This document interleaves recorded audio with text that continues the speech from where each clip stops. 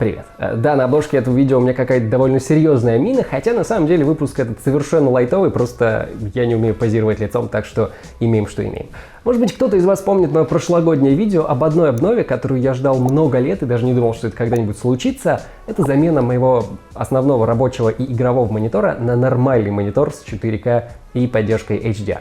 В свое время я довольно нейтрально как-то относился и к 4К, и к HDR, думал, что это абсолютно необязательные вещи, но, честно признаться, когда ты проводишь какое-то время за нормальным экраном с хорошим качеством, то обратно возвращаться уже совсем не хочется. Так вот, в этот раз у меня произошло еще одно обновление, но немного другого рода, о таком я тоже даже думать не думал, что когда-нибудь я стану человеком с двумя мониторами. Ну и вот сегодня мне хотелось бы рассказать немного о том, нужно ли кому-то вообще два монитора на столе, зачем это может быть нужно и есть ли в этом хоть какой-нибудь смысл. Спойлер, он есть далеко не всегда, и мне кажется, я не совсем тот человек, которому нужно два монитора на столе. И вот почему. Как вообще произошло, что у меня появился второй экран? За это я должен благодарить BenQ, которые видели мое прошлогоднее видео про монитор, про их же монитор, к слову, и просто предложили мне новую модель экрана, при этом явно намекая, что это не для рекламы и что я могу не рассказывать ничего про этот новый монитор.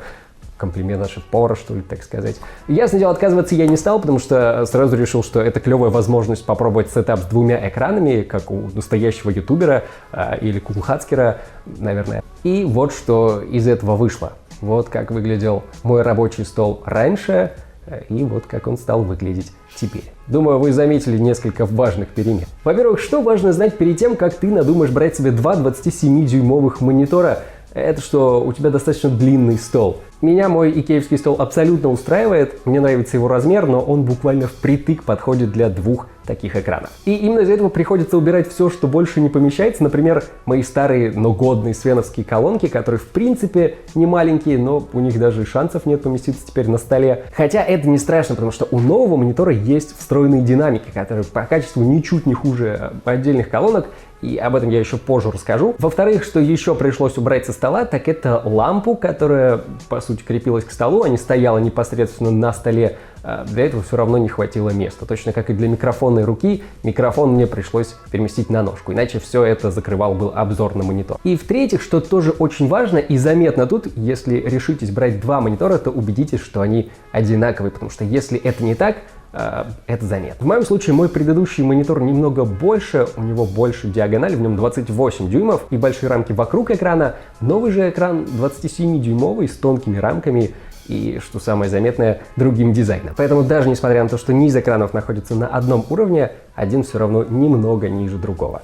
Но если вас такое не сильно смущает, то и проблем никаких быть не должно, просто чисто эстетически одинаковые мониторы вместе смотрятся немного лучше. Но вот в плане удобства работы с двумя экранами, даже вот такими немного разными экранами, тут проблем не было. Это немного непривычно поначалу, теряешься, не сразу понимаешь, куда и что переместить, где нужно тебе окно и все такое. Это быстро проходит, это как после перехода с Full HD монитора на 4К у меня немного странно. Не то чтобы болели глаза, просто было все такое четкое, что было не по себе и не очень хорошо, но это прошло буквально за день. Лично в моем случае с двумя экранами очень удобно работать, записывать видео, например. На одном экране у меня игра, на втором экране открыто окно, в котором видно, хорошо ли пишется видео и звук, нет ли там каких-то проблем, ошибок. А такое периодически случается. До этого мне постоянно приходилось переключаться с одного выхода на другой, чтобы все это проверить, и это было не очень удобно. То же касается начитки текста для видео. На одном мониторе может быть текст, на другом программа.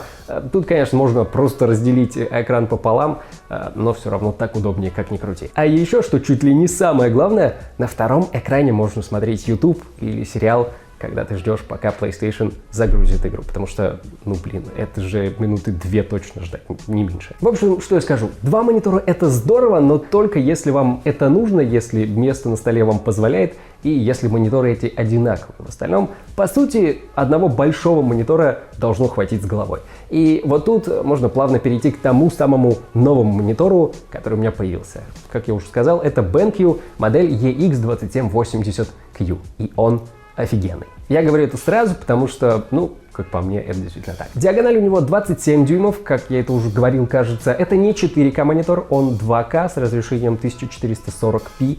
У него IPS-панель, в отличие от TN-панели в моем 4К экране. Он 144 герцовый, а также у него есть поддержка HDRI и AMD FreeSync. Ну и, как обычно, у мониторов BenQ есть защита ваших глазок с функцией Eye Care. Как можно понять, характеристики действительно крутые. Такой экран для гейминга идеальная штука. Но это не все. Я говорил об этом в начале, почему мне не жалко было убирать со стола свои колонки.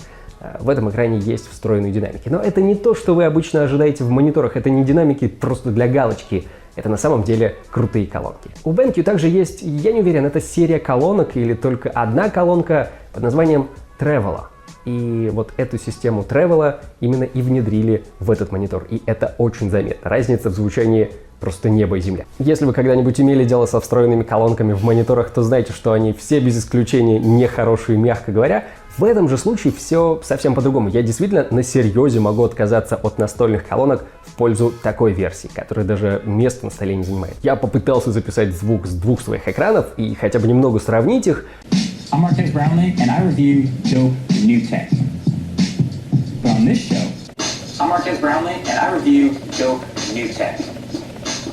But on this show. Ну, во-первых, я тупой и звук записал только на микрофон камеры. Ну, а во-вторых, сравнивать звук вот так вот по видео, качество звука по видео, это не совсем честно. Это, наверное, то же самое, что показывать качество изображения монитора через видео. Вы все равно не увидите то же, что вижу я. Ну и точно как у экранов есть разные режимы отображения картинки, так и у звука здесь есть разные режимы звучания. Для просмотра фильмов, для игр, для музыки. Все, что нужно. Все основные характеристики я вам уже назвал, добавить тут больше особо нечего, они сами, по сути, говорят за себя. Это по-настоящему игровой монитор, наверное, даже больше, чем тот, что у меня был. Как минимум, он проигрывает в частоте обновления 60 Гц против 144, и панель экрана TN против IPS. И, наверное, отличия в режимах HDR и HDRI. Но, как всегда, все упирается чисто в ваши нужды. Я из тех людей, что играют больше на консолях, так что частота обновления и скорость мне не так важна, как, может быть, для других. И вот тут можно рассказать еще об одной интересной особенности этого монитора, которая вроде как позволит вам немного читерить, но при этом совершенно законно. Вы же знаете, как у экранов есть самые разные режимы отображения. Для кино, есть для игр и для чтения. Так вот, среди этих режимов есть два особенных. Black Equalizer и Color Vibrance, по-моему. Первый из них делает темные места более яркими и видимыми, при этом не перекручивая экспозицию в уже и без того ярких местах. Это позволит вам видеть врагов, которые прячутся в углах, в каких-то тенях, и просто в темных местах. Второй режим тоже позволяет лучше разобрать, где находится ваш враг, но уже при помощи цветов. Если кто-то прячется в траве или в лесу, или на каком-то фоне, который сливается с его одеждой, вот эти два режима могут здорово помочь, при этом снова-таки совершенно легально и не используя читы. Для любителей шутеров это точно может быть очень полезно. В этом же мониторе есть и нечто для любителей кино, как вот я. Это поддержка 24p True Cinema, снова-таки чисто для киноманов, как приятный бонус. И еще чуть не забыл, еще в комплекте с этим монитором идет дистанционный пульт. Тоже не самая важная часть, не самая важная вещь, но кому-то может быть удобной или полезной. Можно переключать через него выходы HDMI, можно менять громкость, регулировать режимы монитора, ну и все такое. Ну и под конец, наверное, просто расскажу об общих таких впечатлениях от монитора, потому что он у меня уже месяц или около того, так что могу сказать, что мне вот действительно в нем понравилось. Дизайн — это первый, наверное. Вот этот безрамочный стиль, когда экран выглядит совершенно ровным и плоским, это очень круто. Этот дизайн, как по мне, симпатичнее моего второго экрана. Ножка, наверное, тоже мне нравится немного больше, но не уверен, они просто разные. Но что точно круче, это одна маленькая особенность этой ножки, которая очень удобная. Как оказалось, в ножке вы можете спрятать провод питания и HDMI, чтобы их не было видно за экраном. Мой второй монитор такого не умеет, хотя производитель один и тот же. Снова-таки такая мелочь, ну какая крутая. Из навигации слева под экраном колесико регулировки звука, справа за монитором две программируемые кнопки, джойстик вызова и управления меню, а также кнопка выключения и включения. Прямо по центру спереди находятся датчики освещения, которые могут регулировать яркость и цвет передачи в зависимости от условий в комнате.